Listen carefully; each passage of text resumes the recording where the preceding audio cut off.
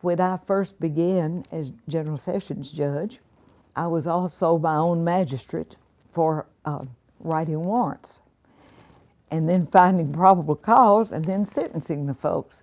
It was a sort of strange arrangement. But in these counties, in the first place, General Sessions judges didn't have to be attorneys. And so many of our counties in the state of Tennessee had non-lawyer judges. And it became pretty much a sort of funny. From time to time, there'd be folks who were in the used car business or all kinds of different vocations, but they would also be the General Sessions judge. So I was in private practice from 1971 to 77, and we had moved to Franklin, and my husband was developing Red Wing, so we had moved all of our family out here. In 1977, there were approximately 35 to 37,000 people in Williamson County.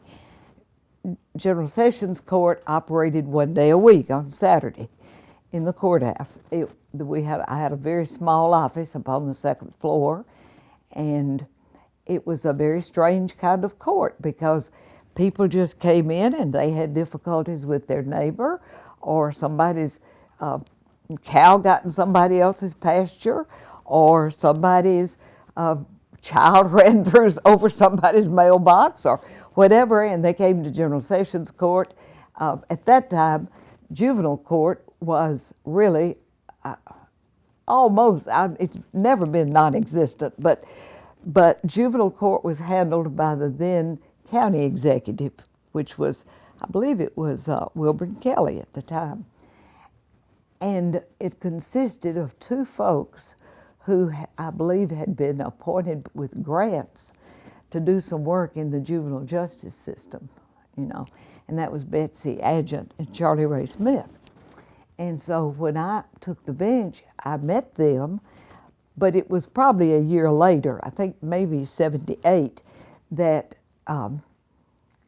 I got jurisdiction over juvenile court through General Sessions, and we became General Sessions and juvenile.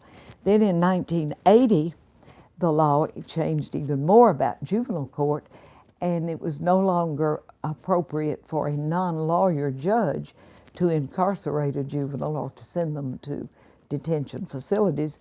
And so then it really became part of the job, and that's how I morphed into the juvenile system. About that time also, it was apparent that this was not the proper solution for the warrants. We were getting up in the night, my husband and I, and opening the back door, and the police would be there with the police car, and we'd put the coffee pot on, and they'd come in, and they'd have the defendant in the back of the car, and they'd come in and tell me they needed a warrant for theft or, DUI or whatever, possession, whatever, and I'd write out the warrant and sign it, and they'd take it on and take the poor person with them on to the jail. And we did that for a couple of years. It was obvious that we had children who had so much difficulty in school, partially because of their behavior, and that were being so disruptive, and they would be suspended and so on. And we had heard that over in Dixon, there was a program that had been started there that would let the court system operate the Alternative Learning Center.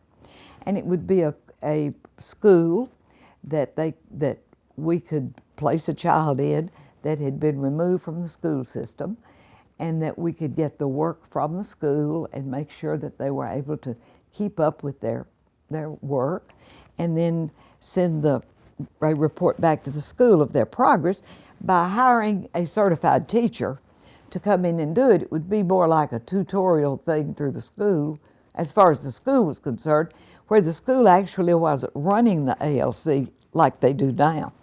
But it just all started out of necessity, We had a lot of things in juvenile court that started from necessity, like my friend's house, when there was a time early on when we had children coming before the court, and they had nowhere to go that night. And, a number of times I took them to my house, my children.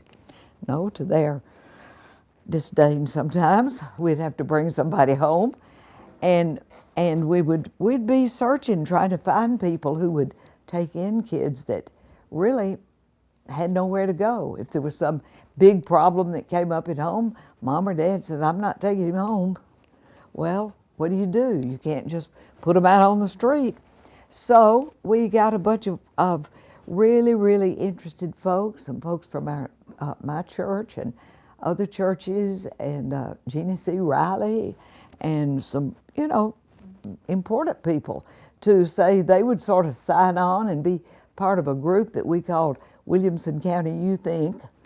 And we chartered a corporation and started working toward what's now is my friend's house. And of course, that's a whole nother area that folks now are dealing with. And but it was just an idea that Betsy and Charlie Ray and several of us came up with, and just sitting in the office one day saying, we have to do something about this.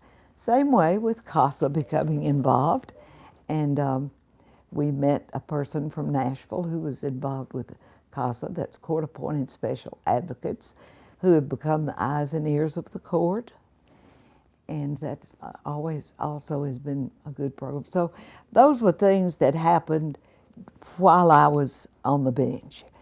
Now what we need is, you can see we're bursting at the seams, so now this is a real pitch for everybody to understand how desperately we're in need of our own facility. And we believe our children and our youth deserve nothing less than the best that we can offer. I think it's up to all of us to do our part to make sure that everything we do reflects positively on our county. I've been so fortunate to be able to have my children, my family, and my church, and the people in this community around St. Andrew, and my work. And this is one of my great blessings of my life, has been my work. And I've loved, of course, I loved all the court system, but juvenile court became really my kind of dream job. So it's been fun, and I hope to be here a little while longer, as long as I feel like that there's anything I can do. But, we'll see how long my boss wants to keep me.